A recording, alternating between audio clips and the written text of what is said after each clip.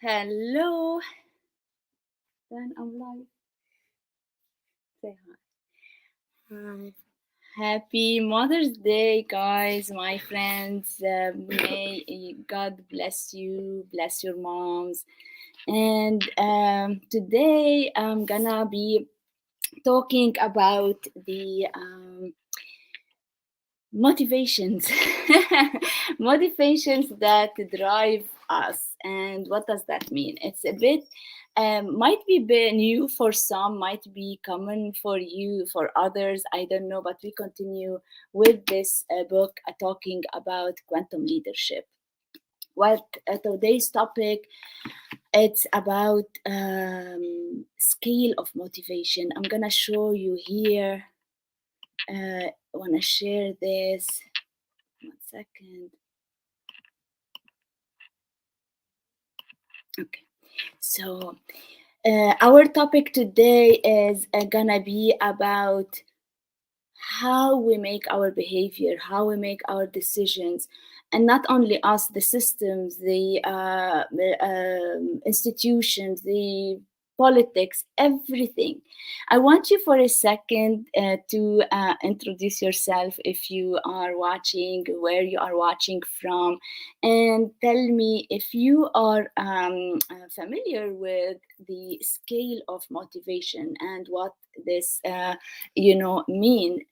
uh, and I want you to imagine with me a little bit before we start. I want you to imagine a world in which we all make decisions with a clear mind, as well as, make our decisions and live our life without fear, without craving to compete, without craving to prove ourselves. I want you to also imagine. uh, Hello, Era. And motivated. Oh, that's so good. And thank you. I'm touched. I love you so much. And happy birthday. It's your birthday today. I want you to imagine, Era, with me and whoever is watching, a world in which we accept any crisis. Whenever we have a crisis or a problem, worldwide or local problem, I want to imagine if we can be able to accept this as a given situation and deal with it through positive responses, through without anger, without any also fear. Well, it's upon each one of us to and you and me to work on achieving this, because it is achievable, and it's our responsibility if we want to live in a better world, if we want to work in a better institution, if we want to deal with better organizations. We have to start understanding ourselves and how we are working, functioning, what triggers us, what is affecting our behavior and our thinking. I know it might be complicated, and maybe most of the people around this planet, they don't like to know more. They are okay with whatever they have, but they are okay as well to keep complaining for lifetime. Today it's a very strong call to those who are really serious to see a change in their lives. Please bear with me, learn about how things happen. Nothing is happening within you and outside of you like by mistake or coincidence. It's always a consequences, it's always a result of how you are functioning, how you are thinking. So if you want to change, and here I'm not gonna be talk about only change you, change the systems that you are living in, that your kids or your future generation is gonna live in. We have to change our human behaviors. And the human behavior here, I know it's the most difficult thing to change, but There are ways, and by learning, especially today, understanding this scale is a very important. So we're not talking spirituality here, like philosophy. We're talking very good, practical way. If we understand it, we can start improving and updating our conditioned mind. So we have to change the motivation that drive our behavior. To change your behavior, you have to change your motivation that is driving your behavior. And today, business, politics, education, society are all driven by negative motivations. And I will tell you, fear, they are driven by fear, they are driven by greed, they are driven by anger, they are driven by ego, self-assertion. And this is why happiness is becoming more and more a rare situation, a rare state for most of us humans, because our systems are driven by negative motivations. And when we are controlled by these negative low frequency emotions, we start trusting ourselves and the others less, and we are also acting from a very small place ourselves.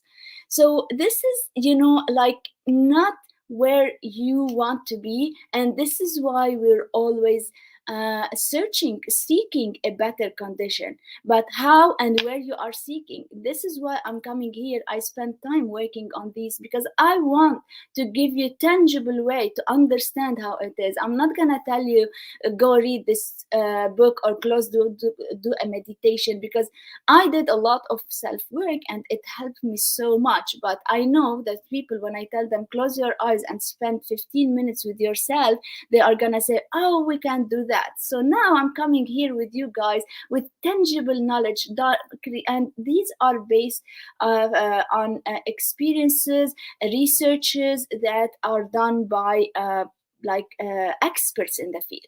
So what is the scale of motivation? The scale of motivation has been this one. I'm gonna put it back. The scale of motivation, this one, has been developed based on years of observation by Ian Marshall. Ian Marshall is a medical psychiatrist and psychotherapist. And this scale of motivation was derived from over 40 years of clinical observation of patient behavior and response. And it's based on the understanding that motivations drive your behavior, and not only your behavior, your thinking. Okay, so once you understand the scale, and I'm gonna go in this live talking about the motivations in the scale, and we're gonna talk how you can shift from one level to another, and if you know what you can do as a human being. What if are you stuck in one scale, on one level of the scale? Can you change your level? We're gonna talk about this, and I'm gonna give you a quick, I know it's a big topic, but I want to give you a quick, very brief description of every single level described in this scale. So guys, remember, when you have a negative thought, you will behave in a different way than if you have a positive thought. So not only behave, so when I say behave, I mean it's you use different words, you use different body language, and you take different actions. And remember, these three are your create your life, create your reality. Your words, your body language, and your actions create your reality. There is nothing to blame outside of these three. Okay, the minute, if you're happy, keep doing what you are doing. If you're not happy, it's no one's mistake or no one's responsibility except you. And once you are familiar with the scale today and learn to know when you are driven by which motivation, you can start steering the wheel in the right direction. So you have an opportunity to reframe yourself, and you have an opportunity to let yourself be driven by positive motivation, because some of motivation, 8 out of the 16, are destructive motivation, are motivations that are leading us where to unfairness, to fear, to greed, to anxiety, to stress. And this is really ugly reality that you can change today. There are so many ways to change it, but today I'm giving you a tool so you can, kind of check where you are at and try to reframe yourself. And this will change the way you think, you talk, and you act. And once you will have a positive impact on yourself, you're gonna have a positive impact on the people around you, and the people around you are gonna have a positive impact on the system, on the society. This is like crucial if we wanna see a change happening in the systems we live in. Okay, is it too much? Is it good news? Is it a burden for you today? I like to know from you how much you are excited to know and to have a tool in your hand, so you can drive, you can steal the wheel, and go, in the direction that serves you, that makes you happier, that makes you stronger, that makes you more empowered. And not only you, your loved ones as well, and for your loved ones in the future. So today I'm gonna talk about this state of motivational states, and I'm gonna tell you how you can shift from through the scale. um Okay, who is excited to learn more about these 16 motivational state? Okay, I'm happy to see that. Actually, I love any content that brings spirituality, intelligence, and knowledge together, because we have to function at the different levels, at the 3D level, at the mental level, and at the spiritual levels. So today I'm coming here with this scientific tool that you can take. I'm gonna share later the motivation scale in the comment, so you can save this chart and keep it, because you're gonna be, it's like your GPS. Okay, as you see here today, there are 16 motivational states, okay, arranged from -8 to +8, and the positive and negative legs of the scale are mirrored. So +1 is the mirror of -1. So very important to understand how the scale is described, is made. Okay, so as you see, the +1 and -1 are the mirror to each other. So exploration and self-assertion are one motivation, positive, and the opposite of this motivation is the self-assertion. Okay, and I'm gonna go fast through I have prepared them like here to help you understand. Yeah, I did some work before I come here with you, because I want you to I know it might be a little bit complex information, so I'm tried my best to make it easy to absorb. So the first, as you have seen, you have 8 motivations up above the scale and 8 minus, and each one, the +1 and -1, are mirroring each other, and they can neutralize each other. Okay, so the first one, the +1 and -1. +1 is exploration. Exploration, can you see? Please let me know if you see and you can read what's written on the screen. It helps me, to go through this faster. So exploration is associated with curiosity, a sense of wonders, and an open, willing attitude to whatever life throws in our path. And these people who are driven by exploration Okay, thank you, Era. It's clear. So these people who are driven by exploration are in an open dialogue with their environment, and they pursue knowledge. They look and listen. They easily engage, and they like to know how things work, and they pursue knowledge and learning for their own sake, and they face any difficult situation with the attitude of what can I make of this. So this is exploration, the first level of the scale, the positive leg. The opposite of this is self-assertion. Self-assertion, like maybe ego. This motivation is associated with thoughtfulness, thoughtful thoughtlessness, too much pride, uncontrolled competitiveness, and the people driven by a self assertion are try to assert what they already know, and they engage in learning as a mean to strengthen their entrenched position. These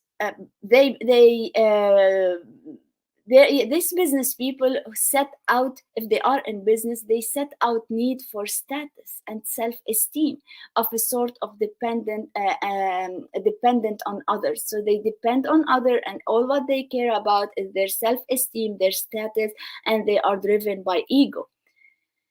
We see a lot of most of the businesses now around the world are driven by ego, greed, fear, and anger.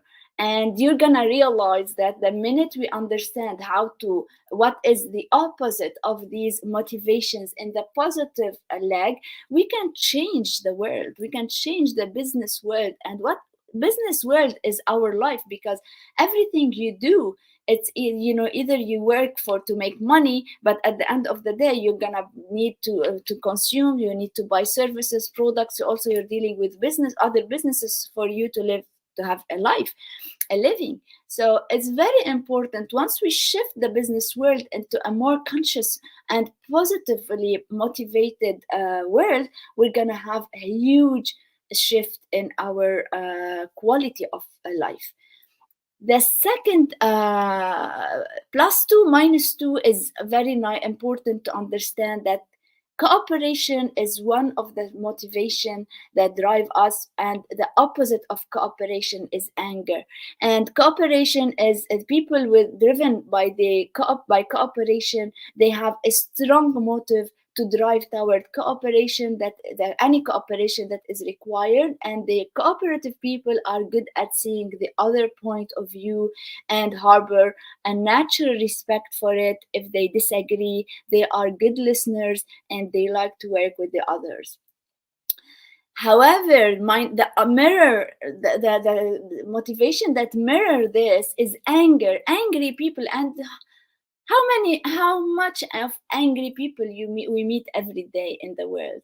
And I was one of the angry people, and to be honest, we all go through this. But it's not, this is not the problem. The problem, if we decide to leave this motivation in the driver's seat, and that is going to lead our life to where we are not happy. Angry people are usually very cold, carefully holding their emotions in check, or very hot, letting their anger spew all over the place. And they feel bad, and they blame someone or something for this. As a business strategy, if an angry person, an angry someone motivated by anger leads to finding some way to beat, destroy, damage the competition. Even if cooperation might have led to a better result, they don't care, they don't seek the other motivation, cooperation. They go, and they would, instead of cooperating or solving a problem, they think of destroying the competition, of beating it up, and this creates damage. And we see it so obvious in today's world. Do you agree? Okay, next, plus three. So the third level and the positive leg and negative leg of the scale of motivation is the power within, plus three. These people can be counted on to fulfill any responsibility they take on. They are more self-directed than other-directed, uh, and think quite independently, since their deepest motivation is a sense of their own values and direction. They are open and tolerant to the ways and values of others. They are open to diversity and will often evolve strategies that bring many different elements or voices together. Their business strategy always includes empowering the others, and they get things done because they believe that they have the power within, so they got and empower. However, while if the mirroring negative motivation for this is craving, and craving expresses itself as a perpetual restlessness, a sense of never having enough, always being something more to want or need. And if we want to talk business here and leadership, the strategies based on craving, done by craving person, is a strategy that is a quick fix. They don't think of finding solution, and they don't think long-term plan, and they only want instant results rather than planning. They are greedy people who are never satisfied. And again, we see so many of these in the world today, and especially the business world. The opposite to this, the following motivation to this is mastery. Mastery is, at this level of mastery, some people are driven, have a big drive for mastery, and at the level of mastery these people see the bigger picture, or they are in tune with a larger pattern, and thus the strategies here are complex and more long term. So they think at the long term, they think about finding a sustainable strategy, as they are in touch with a wider pool of potentiality. Through being grounded in the collective wisdom of tradition, they will see opportunities and possible innovations where others don't. And the opposite of this is fear. So fear is a terrible drive, that is a motivation that drive our behavior and our thinking, and we can replace it by mastery. Fear is associated with anxiety, suspicious, a sense of being threatened or of being too vulnerable. And the strategies adopted by someone driven by fear are reactive and cautious. And driven by fear, business executives become risk averse and close to any kind of innovation and exploration. And this what so far is delaying the progress and the shift in the business world, because most of the business leaders now, they are still running their businesses out of from the like motivated by always playing it safe. They don't want to take any risk because they are driven by fear. And I want to go here to the fifth. Generativity. Generativity is a special manifestation of creativity driven by love and passion, and this love and passion gives generative people a sense of playfulness about their creativity. And the strategies they adopt are always strategies of learning and discovery, and they create new traditions and new paradigms. Here we start seeing changes happening, and positive changes. However, the opposite for this is anguish. Anguish arises from a sense of being lost or helpless for what to do or what to decide. And these people, anguished people, have no strategies because their very anguish arises from the fact that they can't see any solution. They can't, they everything seems for them impossible and an obstacle. So can you see the difference? Can you see that if you understand where your behavior comes from, you're gonna be in light of what you problem to solve and how to move. Okay, the sixth motivation drive is the higher self and the apathy. Plus six is higher self, and higher self is the motive that drives the servant leader. Servant leader, we're gonna see it in, again, about this book. All the content is from this book, not from myself. And these are the what you see on the screen are the definition provided by Dana Zohar in her book. So the higher self is gonna be servant leaders. We talk here about leadership, quantum leadership, and we're gonna talk about the servant leader in the next episode. But servant leaders make things happen that others have found impossible. They create new ways for human beings to relate to one another, new ways for businesses to serve. Servant leaders necessarily deal with power when only is required, but they do so through humility and personal surrender. And the strategies adopted by servant leaders are often bold and on a large scale.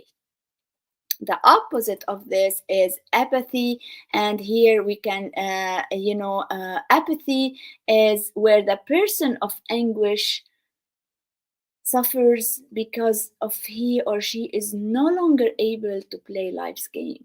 And apathetic people have very, very little energy and show little interest in anything, and often neglect themselves and their affairs. And I want you to close your eyes and gonna find out people driven by, like, have this motivation inside of us. And when I say motivation, remember, it's not always something positive. Motivation can go +8 positive and -8 negative. So be careful of what motivates you today and from now on. 7, World Soul. World Soul is the seventh motivation on the scale.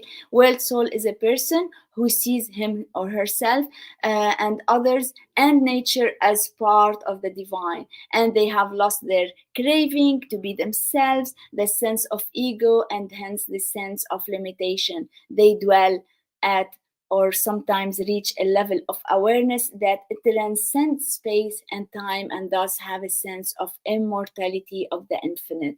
And, like, for example, they can give an example of Gandhi and those people who served the world, and they fought right their best to they stopped seeing themselves as a being, and they became one with all what that is. And the opposite of this is shame and guilt, and I want you to pay attention to this, because I know guilt and shame, I had to deal with this, because we are programmed and we are conditioned in a way that we are built on being driven by guilt and shame. What is this motivation?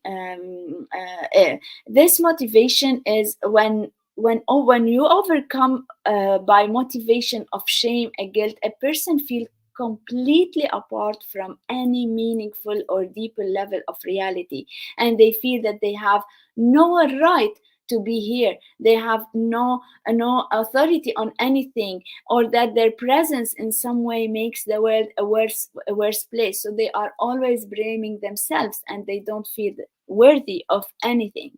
And this is terrible, and this is a very dangerous hidden motivation that can really lead a difficult, challenging life. So paying attention to this, dealing with this, shifting, reframing yourself from shame and guilt to higher motivation can make a huge change in your life. And we reach the eighth level, the highest level of motivation is enlightenment and serenity. And here we give example like the Buddhas, the Jesus, the ascended masters. Here, total observation and annihilation of self in the nothingness. The people driven by enlightenment, they go in the state of structureless awareness, replete with possibilities. It's a state of mindfulness meditations.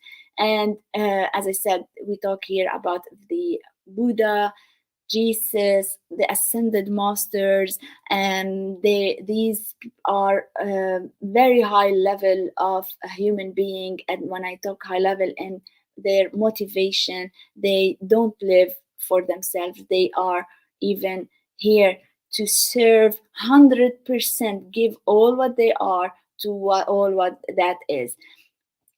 The opposite of this is depersonalization, and this is very important to understand.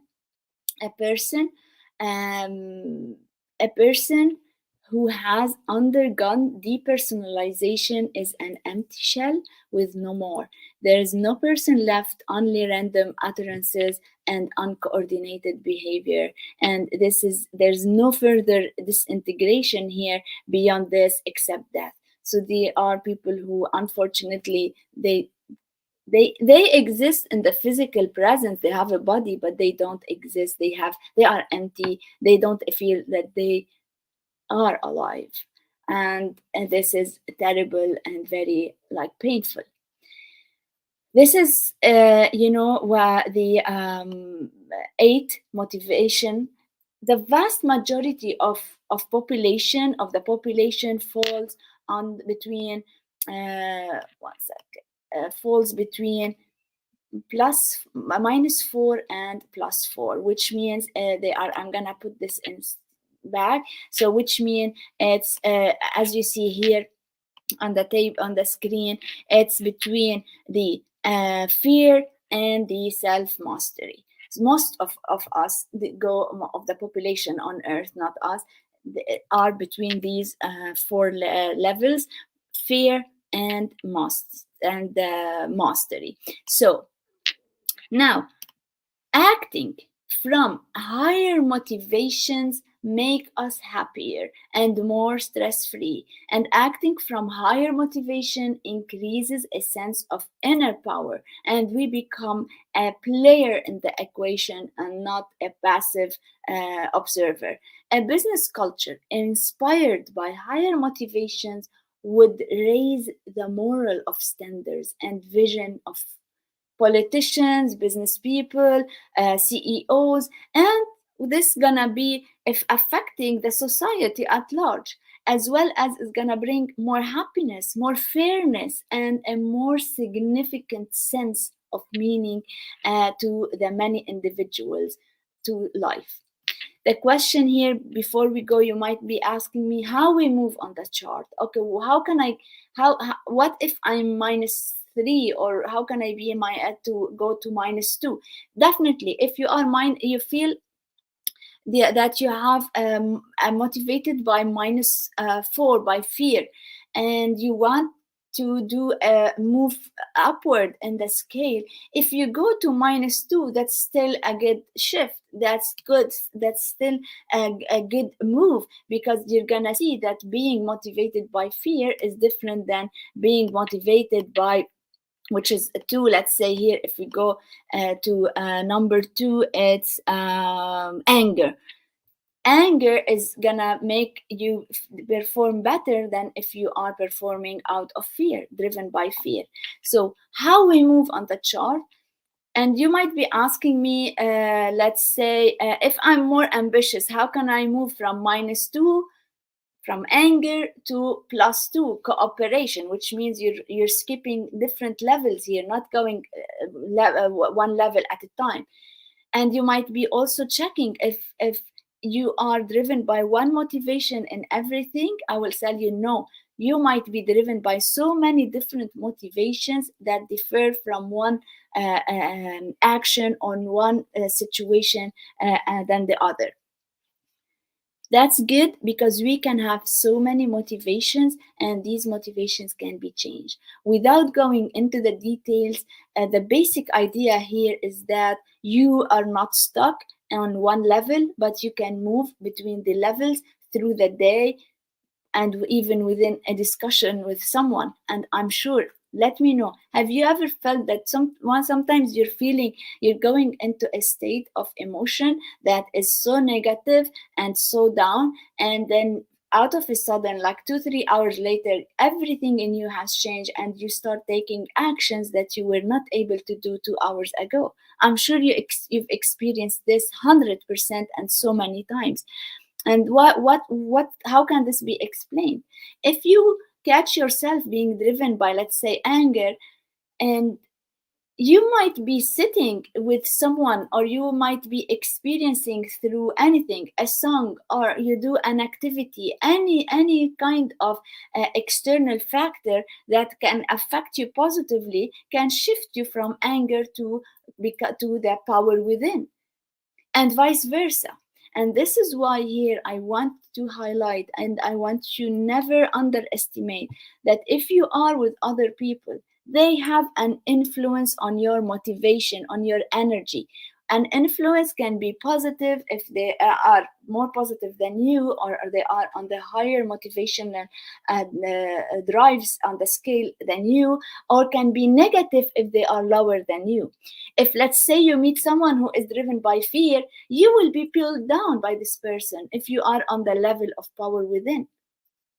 If, on the other hand, you are driven by mastery, or reframe yourself to that level, you can compensate the energy if you are higher than the fear, because mastery is +4, fear is -4. So if you are driven by mastery, and you sit with people driven by fear, you can help them, you can help them, pull them to the up to higher levels. They might not reach mastery, but they might feel they are driven, they are performing and better energetically. And if you are even on levels above mastery, you will be able to pull that other person up and reframe her or him. So once, it's crucial that you use your be aware of this, and never underestimate with whom you spend time, who you're surrounded by. And sometimes can be a show on TV, can be a music, so it's not only a physical person. So pay attention to this.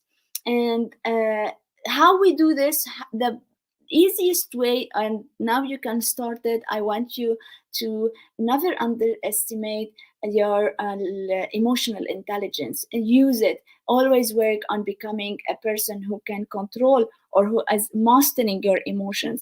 And when we say emotions, mastering an emotion is be able to reframe yourself, your words, your thoughts, in a way that serves you, that puts you in a better emotion. And once you are in a better emotion, it means you have moved up in the motivational scale. And this is very important, but again, this is not enough. I'm gonna tell you from now, this is not gonna enough. And this is why we experience so different. We are like on a roller coaster sometimes in the emotions.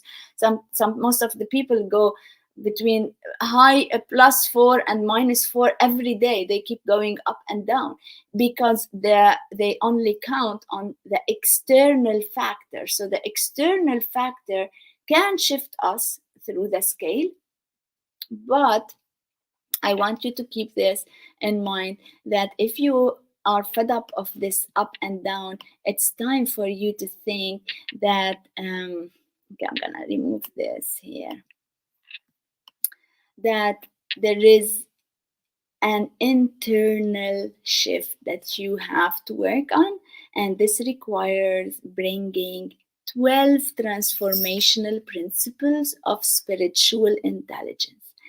I know this is even so I'm gonna tell you in the next episode the 12 transformational principles, okay, that gonna create you, or is that have created the quantum leaders. There are not many on earth. They are still growing this category, but there are principles that have to come not only from outside, from within. And once we start having this internal shift, we're not gonna be going up and down on the scale. You're gonna be in a position, a powerful position, where you have, you become the lighthouse that is gonna pull everybody up in the scale. Not You're not gonna be in a position either you're pulled down or pulled up. And I'm gonna share 12 transformational principles. And the power of this book, and the most controversial part of this book, is that Dana Zohar, when she talked about business and she talked about the thinking in business, she added to the emotion. We all know that there is IQ, okay, the intelligence quotient, and there is emotional intelligence, the EQ.